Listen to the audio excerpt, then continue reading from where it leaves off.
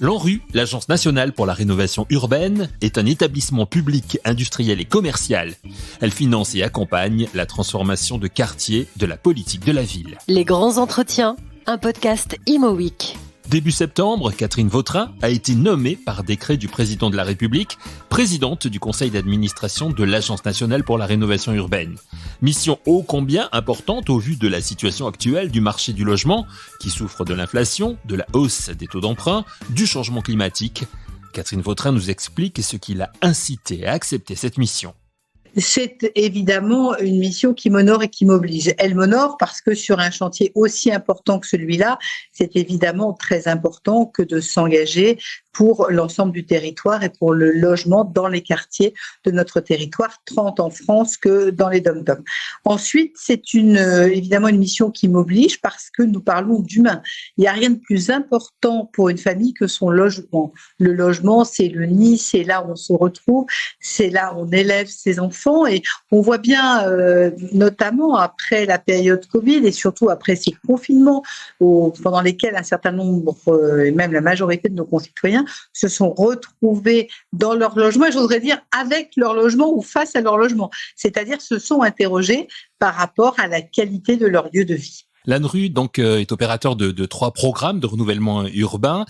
Quelle situation vous avez trouvé, Catherine Vautrin, en arrivant à l'ANRU justement ? Alors, vous avez raison. L'ANRU, c'est d'abord le programme national de rénovation urbaine qui s'est concentré sur 500 quartiers dans notre pays et qui a, je crois qu'il faut quand même le rappeler, a permis à plus d'un demi-million de foyers, c'est-à-dire 2 millions d'habitants, de voir leur quotidien changer. Et donc, c'était quelque chose de très important pour nos concitoyens. Il s'est terminé et je voudrais quand même rappeler qu'il a généré 450 000 emplois directs et indirects à un moment où l'emploi était tendu. Aujourd'hui, nous sommes dans la période du nouveau programme de rénovation urbaine et au moment où j'arrive, 453 quartiers sont passés en comité d'engagement. Cela signifie que ce sont 3 millions d'habitants qui, quelque part, vont être concernés par une opération de réhabilitation, de rénovation. Ce sont pratiquement 50 milliards d'euros d'investissement parce qu'on connaît le phénomène multiplicateur du choix de l'ANRU, puisque derrière une opération ANRU, vous avez à ce moment-là un partenariat extrêmement important de l'Agence nationale de rénovation urbaine, avec bien évidemment Action Logement, avec bien évidemment l'USH, avec la Caisse des dépôts, avec l'État, les collectivités, et c'est finalement le concept qu'a voulu en son temps Jean-Louis Borloo, de rassembler toutes celles et ceux qui ont capacité à se mobiliser et à apporter un changement en profondeur pour les quartiers. Donc au moment où j'arrive, nous sommes vraiment dans ce sujet du lancement opérationnel de ce nouveau programme de rénovation urbaine, c'est-à-dire que finalement, ma mission, elle est vraiment au moment de la mise en œuvre des opérations. Alors évidemment, aux côtés de la directrice générale, Anne-Claire Mialot, je vais maintenant être là pour que les opérations sortent, les opérations soient livrées, soient alors d'abord engagées puis livrées, c'est-à-dire qu'on entre dans le concret pour nos concitoyens. Et ça, c'est très important. Moi, je suis issue d'un territoire sur lequel la rénovation urbaine est importante et je fais les ateliers urbains de proximité, je rencontre les habitants. Et je sais bien comment la première réaction quand on vous annonce que vous allez déménager parce que votre logement va faire l'objet d'une réhabilitation, d'une rénovation, permettez-moi de vous dire que la première réaction, c'est d'abord de l'inquiétude. Et on a un peu de mal à mesurer, et il faut donner à voir, il faut accompagner pour montrer que oui, les choses vont changer. La semaine dernière, j'étais à Chanteloup. Moi, j'ai connu Chanteloup version 2004-2005. Je peux vous dire que Chanteloup 2022 n'a plus rien à voir. Et là, typiquement, des choses qui sont extrêmement intéressantes parce que il faut de plus en plus qu'on mette en avant ce qu'on a déjà fait parce que ça rend crédible ce que l'on va faire. Outre le fait d'être présidente du conseil d'administration de l'ANRU, Catherine Vautrin est présidente de la métropole du Grand Reims, qui porte d'ambitieux projets de rénovation urbaine. Elle a été ministre déléguée à la cohésion sociale et à la parité. Elle est présidente de la commission aménagement urbain, logement et habitat indigne de France Urbaine. Catherine Vautrin est une femme d'expérience dans le domaine de la politique de la ville. Est-ce sur cette expérience qu'elle va bâtir son mandat de présidente du conseil d'administration de l'ANRU ? Quelles sont à ce jour ses ambitions ? Catherine Vautrin. Alors, si vous me permettez de vous reprendre, je suis co-présidente de la commission, puisque, comme vous le savez, il y a toujours 2 co-présidents chez France Urbaine, et je ne voudrais pas oublier mon collègue Mathieu Hanotin, d'où cette petite correction. Pour le reste, bien très concrètement, effectivement, j'ai eu la chance d'avoir différentes expériences et différentes expertises. Moi, en fait, je reste extrêmement engagée sur le terrain. Et donc, mon objectif, c'est vraiment l'opérationnel, c'est l'accompagnement des habitants des quartiers. Il ne faut jamais oublier que derrière la dimension urbaine de l'ANRU, il y a une très forte dimension sociale, parce que quand vous rénovez un quartier, je l'ai dit, je le répète, vous rénovez les lieux d'habitation de femmes et d'hommes. Et donc, chaque famille est rencontrée. Quand on rencontre chaque famille, d'abord, ça se passe dans le logement de la famille, qui est le lieu de l'intimité, parce que la vie des familles ne regarde que ces familles et le travailleur social avec lequel elles se retrouvent. Et c'est l'occasion de faire un bilan de la vie de la famille et donc, quelque part, de travailler sur cette dimension très humaine, de regarder avec eux quels sont leurs besoins, quelle est la situation. Et ça, je crois que c'est un point très important. Le deuxième point, c'est évidemment la dimension environnementale, parce que les programmes qu'on met en place maintenant en 2022, par définition, seront différents des programmes qu'on a mis en place en 2004.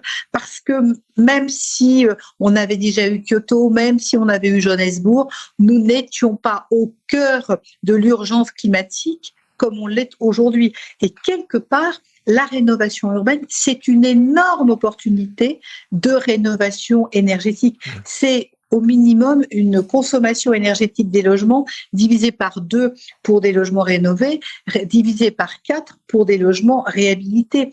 On passe en moyenne d'une étiquette D à une étiquette B, voire A si on reconstruit. Donc vous voyez, ça, ce sont des choses extrêmement concrètes et on sort de la précarité énergétique des habitants. Et je pense que là, si vous voulez, on a vraiment une démarche qui est une démarche citoyenne, de montrer comment nous sommes en capacité d'agir pour le climat. Et ça, on l'a évoqué lors des journées ANRU du 12 et 13 septembre. Le ministre Olivier Klein a souhaité que dans les revues de projet, chaque année, nous fassions précisément un point sur cette approche des différents projets pour regarder comment on peut encore aller plus loin et comment nous pouvons améliorer. Et je voudrais dire que la troisième dimension, après la dimension énergétique, c'est une dimension économique parce que, on le sait, les habitants des quartiers politiques de la ville sont par définition, pour 42% d'entre eux, des gens qui vivent sous le seuil de pauvreté. Et quelque part, avec les opérations de rénovation urbaine, on promet des accès à l'emploi avec les clauses d'insertion, et d'autre part, lors de ces entretiens dont je parlais, nous permettons à un certain nombre de personnes de se réinterroger sur leur parcours et avec les travailleurs sociaux, quelque part, de les accompagner vers une démarche. Et n'oublions jamais qu'à un moment où la France retrouve une situation d'emploi bien meilleure, pour ne pas dire quasi de plein emploi, nous avons dans les quartiers des réservoirs de personnes qui peuvent retourner vers l'emploi. Donc vous voyez, c'est intéressant de voir qu'il y a une dimension urbanistique, il y a une dimension environnementale et il y a une dimension économique. Et ce sont ces 3 éléments qui m'interpellent et sur lesquels je suis engagée au moment où j'accède à cette présidence de l'ANRU. Vous l'avez dit, la rénovation est vraiment essentielle aujourd'hui, mais comment est-ce qu'on peut faire, vous qui êtes une femme de terrain, justement, une femme d'expérience dans le domaine du logement et de l'habitat, comment faire au plus vite, parce que le temps presse, dans un domaine où on a besoin de prendre son temps? Non, alors, je crois que d'abord, on a aujourd'hui une expérience qui nous permet de gagner du temps, d'accompagner les porteurs de projets. Vous savez, quand on arrive en comité d'engagement, on a déjà considérablement avancé. Et un des éléments qui pouvait faire perdre du temps, c'était par exemple l'organisation administrative. C'est la raison pour laquelle, en conseil d'administration la semaine dernière, nous avons travaillé sur des simplifications. L'ANRU est une organisation assez centralisée, même si elle a des délégués territoriaux. On a permis, par exemple, que des évolutions de programme puissent se décider avec les directeurs territoriaux, avec la directrice générale, sans forcément passer par la case conseil d'administration. Donc, plus de souplesse, plus de flexibilité, c'est plus d'agilité. Donc, l'ANRU fait partie de ces agences qui sont capables de faire leur propre révolution permanente et donc de se dire tel process peut être amélioré parce que l'ANRU va avoir 20 ans et qu'en 20 ans, on a considérablement progressé. Derrière, on a aussi tout un travail, et c'est l'intérêt de ces revues de projet annuelles qui nous permettent d'échanger avec les bailleurs, qui souvent sont quand même au cœur du projet, puisque nous intervenons sur des immeubles qui appartiennent dans l'immense majorité des cas aux bailleurs. Eh bien, en travaillant avec eux, souvent ils ne seront plus à leur première opération, donc eux aussi ont avancé. Les collectivités, souvent, sont sur des deuxièmes programmations. Je prends un exemple, on est en capacité aujourd'hui en matière climatique, je vais vous donner un exemple à Reims, le quartier des Châtillons, qui est un quartier monobailleur, c'est Action Logement, on va non seulement réhabiliter tout le quartier en matière évidemment d'isolation, mais en parallèle, on va raccorder au chauffage urbain. Là, vous voyez, on va en un temps extrêmement rapide être en capacité d'avoir à la fois amélioré le côté passoire énergétique et en même temps changer le mode de chauffage qui va permettre un gain. Donc là, sur une période qui est une période de 4 ans, alors évidemment 4 ans c'est long, mais qu'est-ce que c'est que 4 ans à l'échelle de la vie d'un quartier? On aura réhabilité et apporter du pouvoir d'achat aux concitoyens et nous serons plus vertueux pour l'environnement, nous cochons 3 cases, c'est ça aussi l'objectif. Nous vivons une fin d'année 2022 quelque peu perturbée avec une inflation record notamment. Comment Catherine Vautrin voit-elle les choses évoluer en matière d'habitat, sachant que la rénovation urbaine est nécessaire et que la construction neuve souffre? En gros, quelle est la vision de la ville de demain de Catherine Vautrin? Alors, moi, je pense qu'on retravaille des espaces qui doivent être de plus en plus partagés.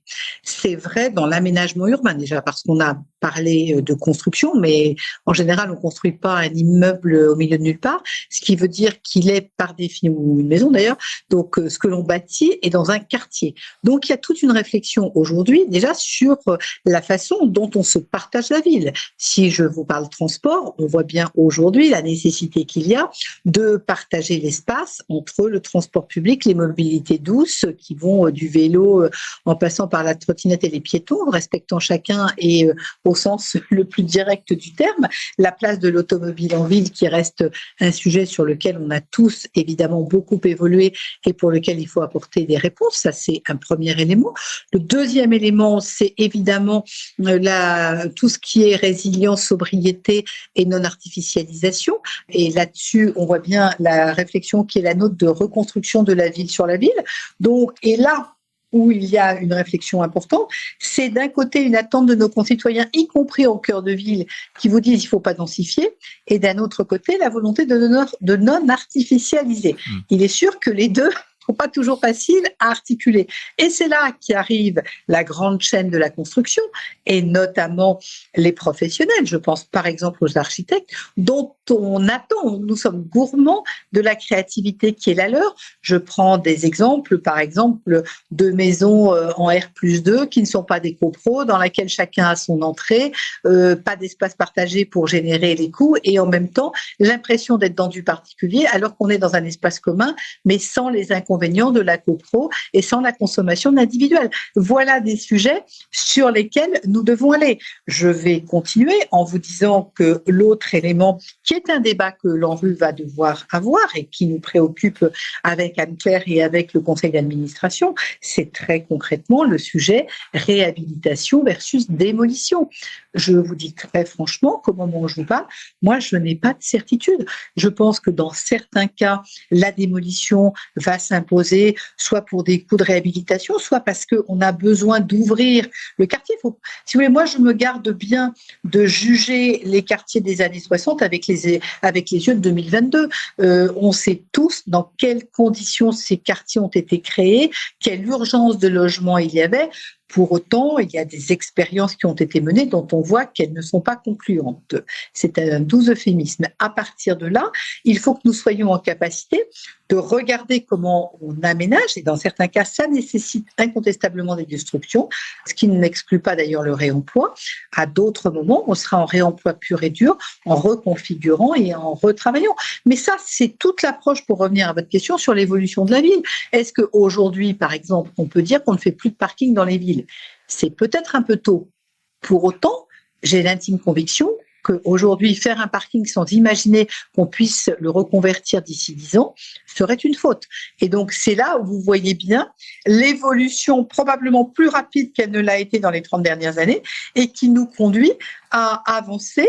Et puis, dernier élément sur lequel je ne peux pas ne pas passer ou ne pas m'arrêter, c'est celui de la hausse des matériaux.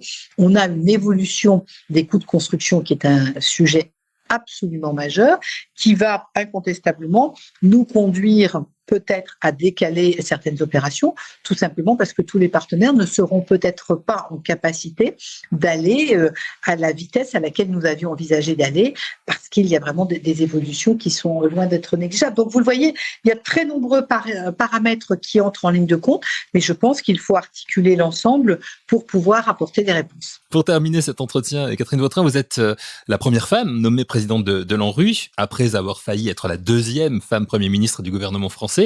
Est-ce que c'est une fierté ou c'est pour vous quelque chose qui n'a vraiment aucune raison d'être souligné ? Mais je pense que les femmes auront trouvé leur place dans la société le jour où on n'aura plus besoin de le faire remarquer. Pour autant, je pense que c'est un signe pour toutes les femmes et toutes les filles de France de dire que, bien évidemment, notre société est une société de mixité et que la mixité doit se retrouver absolument partout et dans tous les usages. Merci à Catherine Vautrin, présidente du conseil d'administration de l'ANRU, l'Agence nationale pour la rénovation urbaine. Merci à vous d'avoir suivi cette émission. On se retrouve la semaine prochaine pour un nouvel épisode de Les grands entretiens, un podcast Imo Week.